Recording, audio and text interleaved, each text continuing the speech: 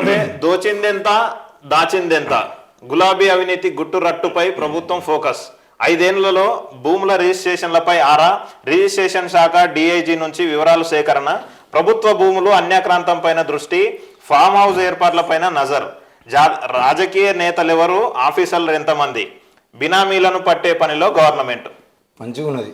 అంటే ఇప్పుడు పాలించే పనిలో లేరు, వీళ్ళని పట్టుకునే పనులు ఉన్నారు ప్రభుత్వం. అసలు పాలిద్దామంటే వీళ్ళ దగ్గర డబ్బులు లేవు, కాంగ్రెస్ పార్టీ దగ్గర పైసలు లేవు. రెండవది ఇప్పటికిప్పుడు ఏదైనా పథకాలు తీసుకొచ్చి మొత్తం ప్రజల ముందు పెడదామంటే లోక్సభ ఎన్నికలకు ముందు ఇందులో పథకాలు వచ్చిన వాళ్ళు కనుక అంటే రాని వాళ్ళు ఎవరన్నా పార్టీకి వ్యతిరేకంగా మాట్లాడితే ఏమవుతుందో అనే భయము. ఇప్పుడు ఎమ్మెల్సీ స్థానాలు ఇవ్వడంలో కానీ కార్పొరేషన్ చైర్మన్ల పదవులకు సంబంధించిన విషయంలో కానీ వాటన్నిటిని ఆపడానికి ప్రధాన కారణం కూడా ఎవరికైనా టికెట్ అంటే ఎవరికైనా పదవి ఇచ్చి ఇంకొకరు పదవి ఇవ్వకపోతే వాళ్ళు పోయి మళ్ళీ వేరే పార్టీలో చేరితే మా పార్టీకి మా ఏంటి ఓట్లు తగ్గేటువంటి అవకాశాలు ఉంటాయి. ఒకవేళ వీళ్ళు మా పార్టీ నుండి వీడిపోతే బాగుండదు, మళ్ళీ పార్టీలో అంతర్గత కలహాలు వచ్చేది బాగుండదు అని చెప్పేసి లోక్సభ ఎన్నికల వరకు అయితే ముఖ్యంగా ఎమ్మెల్సీ విషయంలో కానీ కార్పొరేషన్ విషయంలో కానీ ఆపిరు. ఇకపోతే ముఖ్యంగా ఇప్పుడు ఏం జరుగుతుందంటే ఈ పథకాలను ఏది తీసుకొచ్చి ముందు పెట్టాలని కూడా డబ్బులు కావాలి. మా డబ్బులు కేంద్రం పోయి నరేంద్ర మోడీని అడిగితే నరేంద్ర మోడీ లోక్సభ ఎలక్షన్స్ అయిపోయేంత వరకు నీకు ఏ రూపాయి ఇయ్య నేను, ఎందుకంటే మీకు ఇచ్చేదంటే మీరు అభివృద్ధి స్టార్ట్ చేసేదంటే మీకు ఎమ్మెల్సీ ఎంపీ సీట్లు గెలిచేటువంటి అవకాశాలు ఉంటాయి, అప్పుడు మా బీజేపీకి పడిపోతుందని చెప్పేసి అమిత్ షా ఉన్న నరేంద్ర మోడీ ఎట్టి పరిస్థితుల్లో కూడా కేంద్రం నుండి నిధులు రాకుండా చూసుకుంటామని చెప్పేసి వాళ్ళైతే చూసుకుంటా ఉన్నారు. ఇప్పుడు బీజేపీ కాంగ్రెస్కు డబ్బులు ఇచ్చి అభివృద్ధి చేసేటువంటి అవకాశం అయితే కనబడట్లేదు.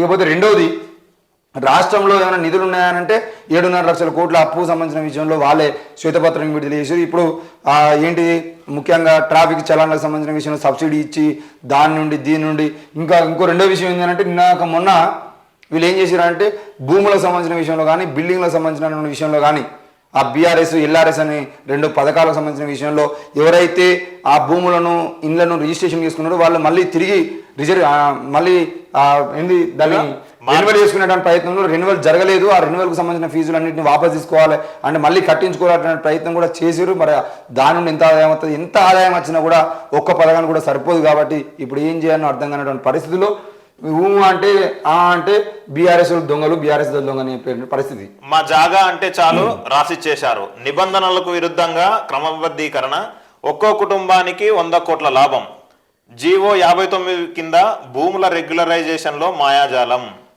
మంచిగా ఉంటుంది. మా జాగా అంటే చాలు కేసీఆర్ అయినా కేటీఆర్ అయినా హరీష్ రావు అయినా ఆఖరికి వాళ్ళ ఎమ్మెల్యేల పిఏలు కూడా ఈరోజు పలానా జాగా ఇక్కడ 10 గుంటల భూమి ఉన్నది, ఈ భూమి నాది అంటే ఎంఆర్ఓ సంతకం పెట్టడం, రిజిస్ట్రేషన్ ఆఫీసులో సంతకం పెట్టడం, ఆ భూమి రిజిస్ట్రేషన్ కావడం, అక్కడ చుట్టూ ప్రహరీ కూడా కట్టడం, ఆ ప్రహరీ గూడలోకి కనీసం మీడియాను కూడా అక్కడ బిల్డింగ్ కన్స్ట్రక్షన్ జరుగుతుందంటే ఆ చుట్టుపక్కల కూడా మీడియాను రాణించడం పరిస్థితి లేదు.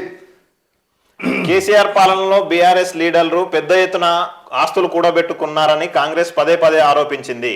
పొలిటికల్ లీడర్లతో పాటు బ్యూరోక్రాట్స్ వారి బంధువుల పేర్ల మీద విలువైన భూముల రిజిస్ట్రేషన్ జరిగినట్టు ఆరోపించింది. గులాబీ హయాంలో జరిగిన అవినీతిని వెలికితీసేందుకు కాంగ్రెస్ ప్రభుత్వం సిద్ధమైంది. 2018 నుంచి 23 నవంబర్ వరకు జరిగిన భూముల రిజిస్ట్రేషన్ పై ఆరా తీస్తున్నట్టు తెలుస్తున్నది. నిజాలు తెలుసుకునేందుకు రిజిస్ట్రేషన్ శాఖ డిఐజీ నుంచి వివరాలు సేకరిస్తున్నట్టు విశ్వసనీయ సమాచారం. ఎవరి పేరు మీద ఎన్ని ఎకరాల భూములున్నాయి, ప్రస్తుత మార్కెట్లో వాటి విలువ ఎంత అనే ఇన్ఫర్మేషన్ తీసుకుంటున్నట్టు తెలిసింది. లీడర్ల ఆస్తుల గుట్టురట్టు విప్పే ప్లాన్. బీఆర్ఎస్ ప్రభుత్వం హయాంలో హెచ్ఎండిఏ పరిధిలో సుమారు 10,000 ఎకరాలు గులాబీ లీడర్ల చేతుల్లోకి వెళ్ళాయని అనుమానిస్తున్నారు. 10,000 ఎకరాల భూములు ఈరోజు బీఆర్ఎస్ లీడర్ల చేతిలోకి పోయేది ఉంటే ఒక్కో ఎకరము దాదాపు ఎన్ని కోట్ల రూపాయలు విలువ చేస్తుందో మీకు ప్రభుత్వ అంచనాల ప్రకారమే 100 కోట్ల రూపాయలు ఇక్కడ హైదరాబాద్లో పోయినటువంటి పరిస్థితి మనం చూసినాం. మరి ఒక ఎకరం 100 కోట్లకు మాట్లాడుకున్నా కూడా 10,000 ఎకరాల భూమి అని అంటే ఎన్ని వేల కోట్ల ఆస్తులు ఉన్నాయి. ఈరోజు బీఆర్ఎస్ ఏ పథకాన్ని ప్రజలకు సంబంధించిన పథకాల్లో ప్రజలకు లాభం చేకూరేటువంటి పథకాలు ఏం తీసుకురాకపోయినా మేము గెలుస్తామనే ధీమా వాళ్ళకి ఎందుకు ఉండేది అని అంటే ఒక్కొక్క దగ్గర వేలాది కోట్ల రూపాయలు, లక్షల కోట్ల రూపాయలు వాళ్ళకు ఆస్తులు ఉన్నాయి. కాబట్టి అక్కడ 10 ఎకరాలు అమ్మేది ఉంటే ఆ 10 ఎకరాల పైసలతో మనం మళ్ళీ ఎమ్మెల్యే గెలవచ్చు, అవసరమైతే 200 కోట్లు 500 కోట్లు ఖర్చు చేసినా పర్లేదు మనం ఎమ్మెల్యే గెలుస్తామనే ధీమాతో వాళ్ళు ఆ రోజు రాజకీయాల్లో వాళ్ళు ప్రజల కోసం ఏం పని చేయకుండా ముందుకు వేయడానికి ప్రయత్నం చేసిర్రు. మరి ఆ 10,000 ఎకరాలకు సంబంధించిన హెచ్ఎండిఏ పరిధిలోనే 10,000 ఎకరాలు అంటే మరి గ్రామాల్లో ఉన్నటువంటి భూములు ఇప్పుడు హన్మకొండ శివార్లోకి వెళ్తే హన్మకొండలో ఒక ఎమ్మెల్యే దాదాపుగా ఒక్కొక్క ఊర్లో 10 ఎకరాల భూమిని కొనుక్కున్నాడు. అంటే వాళ్ళ నియోజకవర్గంలో 5 మండలాలు ఉండే 5 మండలాల్లో ఒక్కొక్క మండలానికి దగ్గర ఎంత లేదన్న ఒక 100 ఎకరాల భూమికి ఆయన ఆసామి. అంటే 5 మండలాలు తీసుకుంటే 500 ఎకరాల భూమిని ఆయన కబ్జా చేసిండు. మరి అట్లాంటి ఎమ్మెల్యేలు కూడా ఉన్నారు. అట్లాంటి ఎమ్మెల్యేలు మేము గెలుస్తాం, ఏమున్నది రాబాయ్, 100 ఎకరాలు అమ్ముదాం, 100 ఎకరాలు అమ్మితే 1000 కోట్లు వస్తాయి, 1000 కోట్లు 500 కోట్లు ఖర్చు చేద్దాం, 500 కోట్లు దాచిపెట్టుకుందాం అనే ధీమాతో ఉండేది. మరి అది ప్రజలు అర్థం చేసుకోవాలనుకున్నారో లేదంటే పైసలు పంచితేనే ప్రతిసారి గెలుస్తాం అనుకున్నారో ఏమనుకున్నాం, కానీ ఆ తలపొగరు వల్ల ఈరోజు అక్కడ కొత్తగా వచ్చినటువంటి నాయకులు, మొదటిసారి రాజకీయాలు వచ్చిన నాయకులు కూడా గెలిచి చూపించారు. మరి అది మీ లోపమా, మీరు చేసిన అన్యాయం అనేది కూడా ప్రశ్నించుకోవాల్సిన అవసరం ఉంది. ఇకపోతే 2018 నుంచి 2023 నవంబర్ వరకు జరిగిన భూముల రిజిస్ట్రేషన్లపై ఆరా తీస్తున్నట్టు తెలుస్తుంది. ఆరా తీయడము, గీరా తీయడము, శ్వేతపత్రం విడుదల చేసి చేతులు దులపడము ఇది కాదు కావాల్సింది. మీరు మీ 6 గ్యారంటీలను అమలు చేయడంతో పాటు అన్యాయం చేసారు 10,000 ఎకరాలకు సంబంధించిన విషయంలో కానీ లేదంటే ఇల్లాంటికి సంబంధించిన విషయంలో కానీ ఏ విషయంలో అయినా ఇప్పటి వరకు ఎవరిని ఎందుకు అరెస్ట్ చేస్తలేరు?